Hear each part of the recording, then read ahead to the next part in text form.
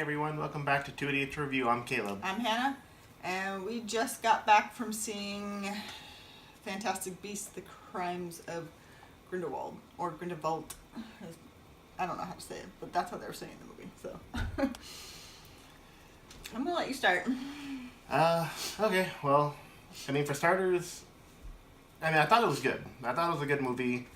It was very different than Fantastic Beasts and Where to Find Them. It had a completely different tone, I feel like. It had a completely different way of telling the story. It was a bit complicated. It had a little bit more of a complicated story than Fantastic Beasts did. There was a lot going on, so I feel like I want to watch it again before I can really establish an opinion on it, really. Then why are we doing this? I don't know. But there was a lot to unpack. There was a lot of plot twists, and there was just a lot going on. But at the end of the day, I found it entertaining. The ending was a really good scene. Are we just going spoilers here at this point? Yeah. So if you haven't seen it, if you haven't seen any of them, or you haven't seen it, it's good. Go see it. Now spoilers. Okay. So the ending scene with Grindelwald, played by Johnny Depp, who I thought actually did a really good job portraying that character. We'll have different opinions about it. But that ending scene when when he's talking to the crowd and everything like that, and that whole thing, I felt like it wasn't the climactic end of that movie that I was expecting, because not a whole lot happened, but that scene was just really interesting to me because of the way they kept talking about throughout the whole movie how he has essentially a silver tongue, so to speak, and he's very persuasive and everything like that, and that's what makes him so dangerous, is that he can gather a group of followers and get people what's her name, Queenie. And I was just he's able to persuade people over almost in a Hitler kind of sense. I was gonna say I got a little Hitler-y vibe. Where he's talking about the greater good and wanting to not he's coming across as someone who's not evil, but essentially kind of is. But he's able to draw people into his way of thinking. And, that's going to make for an interesting villain going forward for 3 more movies that they still have. So that scene was definitely my favorite of the whole movie. Okay, so I kind of knew, it wasn't, confirmed, but there was, a theory going around that Queenie was going to switch sides, and I was just like, oh man, I hope that doesn't happen. And then I watched the movie and I'm like, oh crap. I was like, I didn't hear any of that. I was here we go. And then at the end she fully becomes a follower, and then's helping him with. There's always a chance of her coming back. Maybe, but there was this theory going around that she, became evil or becomes evil, and I was just like, oh no. It's interesting because I didn't hear that theory. So, watching the movie, I thought it was interesting that now we have some people that we've been following this whole time, as on the good side, or so to speak, and now to have that character, have one of the major characters in this series swap sides like that in the middle of what's going on. That's going to be interesting moving forward. I'm really interested to see if she turns into Voldemort. But what her role is going to be in the next movie, and how everything is going to start to play out. Yeah, I wish we could have at least gotten one scene with the 4 of them, with Jacob and Tina and Queenie. So we didn't get that, so I was kind of sad. We didn't even actually really get Queenie with anybody else but Jacob and a little bit snippet of Newt. But other than that, it was she was But her story was actually one of the more interesting ones in the whole movie, because because she essentially wanted to learn more, because he said that he wants a world where magic people are out in the open and you can be free and love the no-mage or muggles. And so that's why she was because she wants Jacob. Because at the beginning of the movie, I was I don't understand why they're doing this whole storyline with her trying to force him to marry her or whatever. And I was I was like, what? Like, what is this? And then at the end, I was like, oh, like, all right, that makes sense. Yeah. So, But okay, so one of the things I didn't like, Johnny Depp's accent. I just felt like it kept coming in and out throughout the entire time. I found it very distracting. well, there was times when he was channeling Jack Sparrow, but It was just like, I was like, is he supposed to have like an English accent, or like, is he not? Like, I couldn't tell because I just felt like it just kept going back and forth the whole time, and I was like, oh my gosh, pick a lane and like stick to it. I mean, I was fine with Johnny Depp in the role. I think I may have preferred maybe someone else. I don't know, because like for me, Johnny Depp's very like hit or miss. Like some things I like him in, and some things I'm just like no. And so this one, it was kind of like, you know, I didn't mind him. The only issue I had, which had nothing to do with Johnny Depp, it's just the fact that he had two different color eyes, and I couldn't look at him because I was just like, it was way too distracting, and I was like, oh, like I wish you had the same color eyes. Some other interesting Easter eggs, so to speak, that came up in the movie, Nagini being one of them, which Yeah. I don't know how I feel about that, because, I mean, it was never brought up in the books or the movies, the original Harry Potter books and movies, that Nagini was anything other than a snake. So, Yeah. but I mean, I know just because they never addressed it doesn't necessarily mean that it wasn't the case.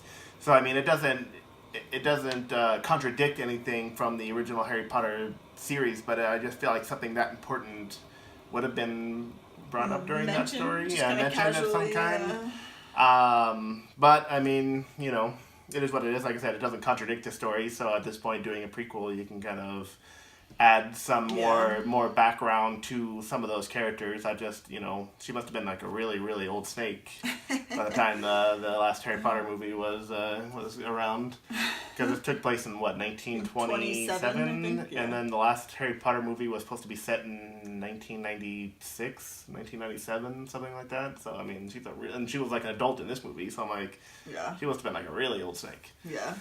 And then the mirror of, I don't know how to pronounce it. I've read it in the books, but it's the mirror from the first Harry Potter movie.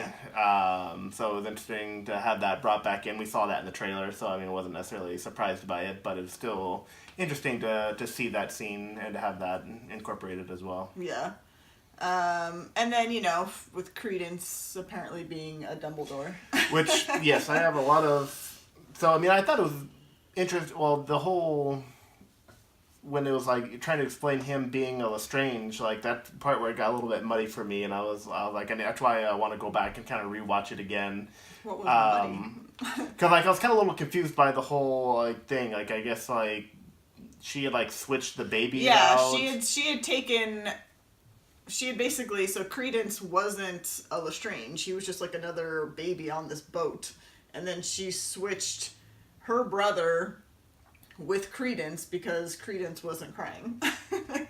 And so the baby that she, you know, ended up with, that's, you know, I guess a Dumbledore. And so her brother died, and so that's why she was like, you're not a Lestrange because I killed my brother. And then everybody's like, what?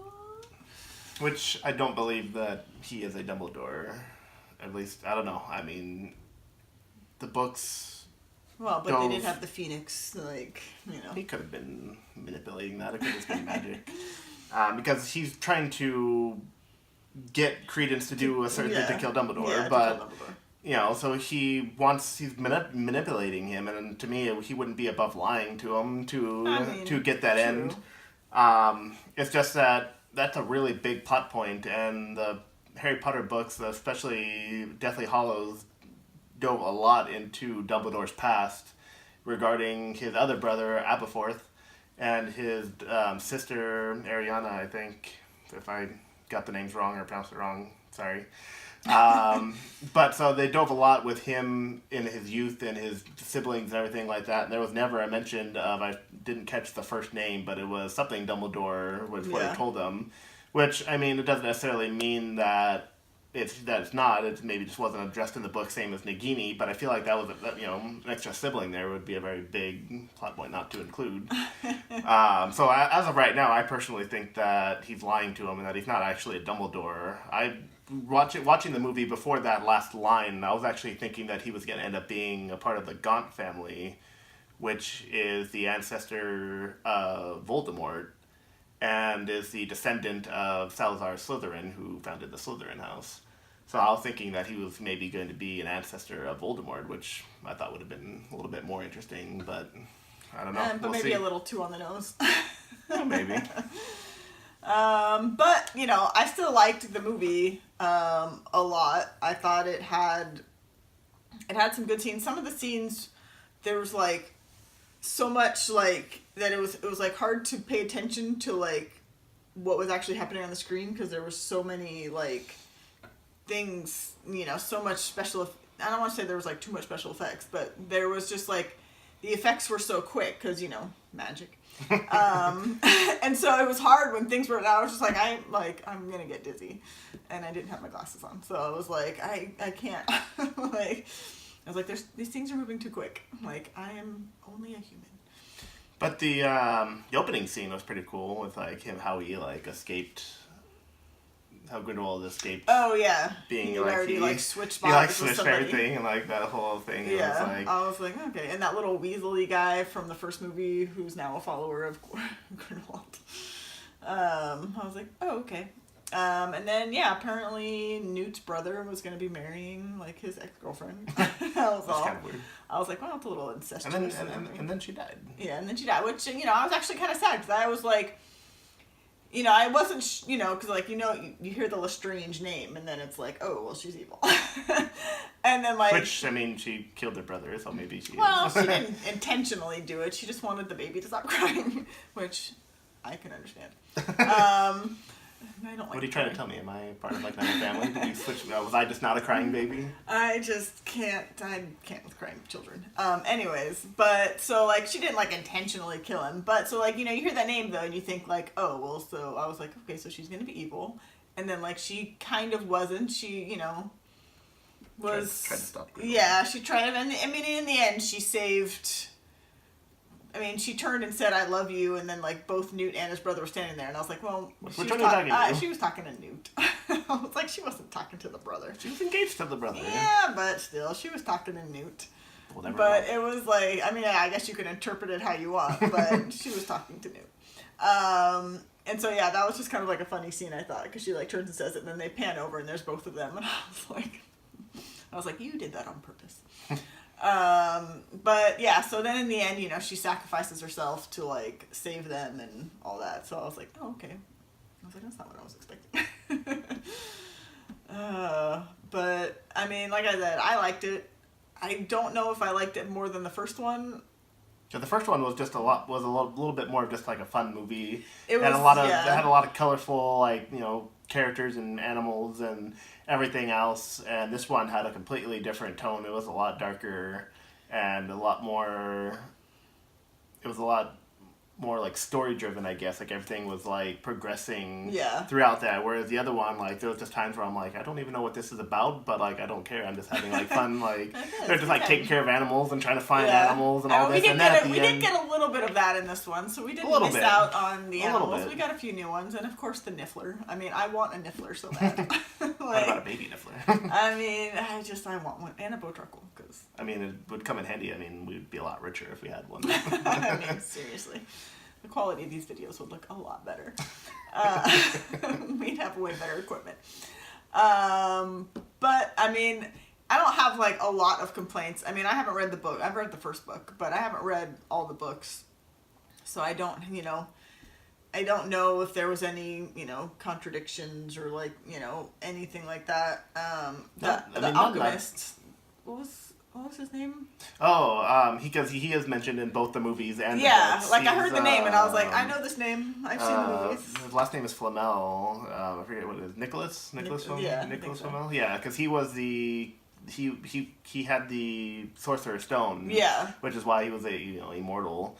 And so yeah, that was also a really cool reference as well. Because when I heard the name, I was like, hey. I know. I was like, I know. He was in I get a reference. Oh. He was in the first book and in the first movie. Or it wasn't in the first movie, but referenced in the first movie. Yeah.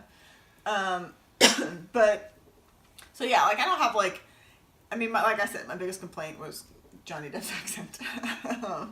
I was like, just really irritating. I was like, I didn't mind that. I'm actually okay with his portrayal. I didn't know how I felt about it at first, seeing him at the end of the last movie, but after seeing this, I'm okay. And well, the thing look is, forward like, to- I had like not a good reaction to finding out that Jude Law was playing Dumbledore, but after seeing the movie, I'm like, actually, I kind of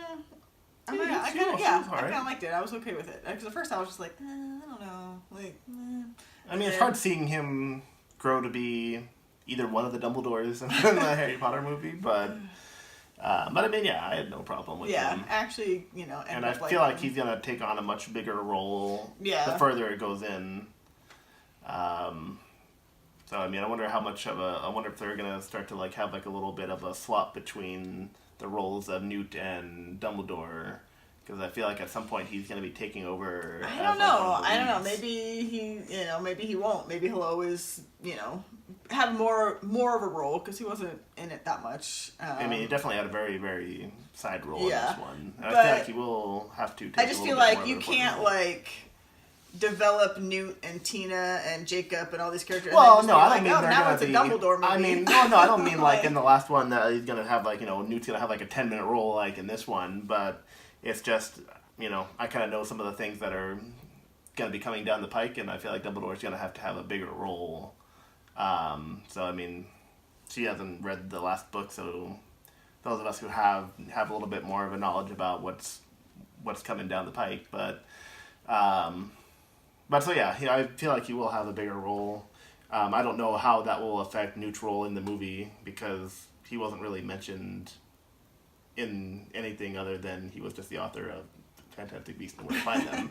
So his whole story in this is brand new to everybody. So essentially he could be incorporated in any way that J.K. sees fit because there was no real mention of him. So there would be no contradictions as far as just how much involved she wants to make him, which obviously she wants to make him very involved because this whole series thing is about him. Yeah. But so it was good. If you've seen the first one, I think you'll like the second one. And if you haven't seen the first one, I don't know why you're still watching this video. But go see the first one and then watch the second one. I like it. I'm liking this series so far. So I'm really excited to see how the next one is gonna play out. Yeah. Because there's some things. There's some things to look forward to for sure. But yeah. So any final? I think that's it. All right. Well, let us know if you guys have seen it. Your thoughts, likes, dislikes. Just let us know what you guys thought. Like, subscribe. Thank you for watching.